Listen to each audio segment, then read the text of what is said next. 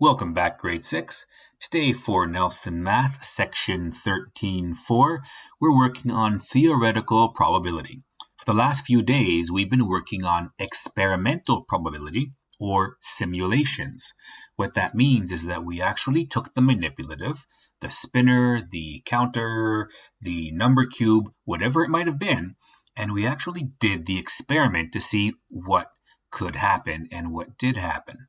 And we took that information and made a probability out of it. However, today we're looking at theoretical probability.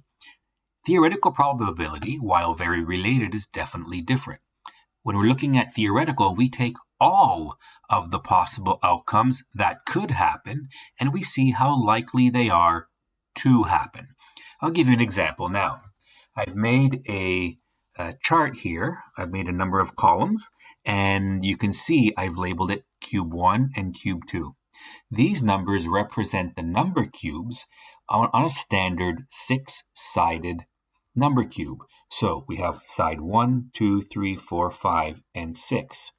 And cube 2, 1, 2, 3, 4, 5, and 6. The plus side here indicates I'm going to be adding the two cubes together, and I'm seeing how likely these are to happen. I'm going to put all of the different outcomes in the boxes here. That will allow us to count the total number of outcomes and see exactly what they are. Through the magic of video recording, I was able to put them all in very, very quickly. Now I'm going to explain what each of these numbers means. All of these numbers in gold are now sums. So this 2 has been derived from the cube 1 giving a 1 and the cube 2 giving a 2. That's where this 2 came from. This particular 6 right here came from the cube 1 having a 3 and cube 2 having a 3. Adding together gives us a 6. This 9 right here comes from cube 1 giving us a 5 and cube 2 giving us a 4, which 4 plus 5 gives us the 9.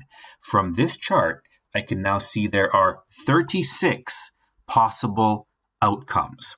So out of all of these, there are 36 altogether. So I'm going to put 36 as my denominator, which indicates my total number of sums I could get. And my question is, what is the probability of a sum being greater than 9? So 9 is not greater than 9. I wouldn't include 9. We're going to look through all of our results, all of our sums, and we're going to see which ones are greater than 9. We have 1, 2, 3, 4, 5, 6. So 6 of our 36 outcomes are greater than 9. So the probability of rolling a sum greater than 9 equals 6 over 36. And we can convert that to an equivalent fraction, which is 1 over 6. And we got this information from this chart right here. Let's go on to the next one. This is the same idea with one very important difference. I'm not adding them anymore. I am going to be multiplying them. That's what's indicated with this x right here. The two cubes are exactly the same. So this would be my cube 1 with 6 sides, 6 faces of 1 through 6. Here's my cube 2 with 6 faces of 1 through 6. I'm going to fill this in by multiplying the numbers in this column with the numbers in this column, and then I'm going to indicate them on the chart itself. Once again, through our magic of editing, we have put all of our numbers into our chart here. These numbers highlighted in gold are the products indicated by the X here. For example, this 6 right here, right in the middle, this 6 comes from 2 on the first cube and 3 on the second cube, which gives us 2 times 3 equals 6. Now our question is, what is the probability of a product being less than 29? So 29 doesn't count in this, that's 28 and below. So we're going to count these. All the numbers on the top row are all less than 29. So that's 6, plus 6 more is 12, plus 6 more is 18, plus 6 more is 24, plus only 5 more, because 30 is not, so that's 29, plus 4 more, and that's 33. So 33 out of a total of 36 outcomes are less than 29. We could have also counted the numbers that are more than or 29 or more, and that would be the 30 here, the 30 here, and the 36 here. 3 of our products are 29 or more, so we could subtract those.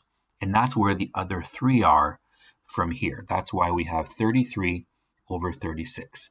And we can make this into lowest terms as well as 11 over 12. We're going to move on to our next example. Here I've kept the number cube, but instead of using a number cube, I'm using a 4-number spinner, which is right here. And our 4 numbers are 1, 2, 3, and 4 in equal pieces. If the 4-number spinner was not equal or not fair, we could not do it in this way. The probabilities would be different. So our spinner must be fair with 4 equal spaces for each of these numbers. And all the sums are filled in. I know it's a sum because of my plus sign right here. So this number 5, which is written there, is from the 3 on the 4-number spinner and the 2 on the number cube. So 3 plus 2 is 5. Now we're going to see how many total outcomes there are. We have 4 columns and we have 6 rows. So 4 times 6 is 24. We have 24 total outcomes, 24 possible outcomes. And now our question is, how many are greater than 2? So not including 2. 2 is not greater than 2. Looking at this chart, every single number is greater than 2, except for the 2 itself. That means 1 is not greater than 2. So that means 23 are greater than 2. So our probability is 23 over 24, or 23 24ths. That's our probability that we will choose a number that is greater than 2. And that's our example from theoretical probability. Have a good day.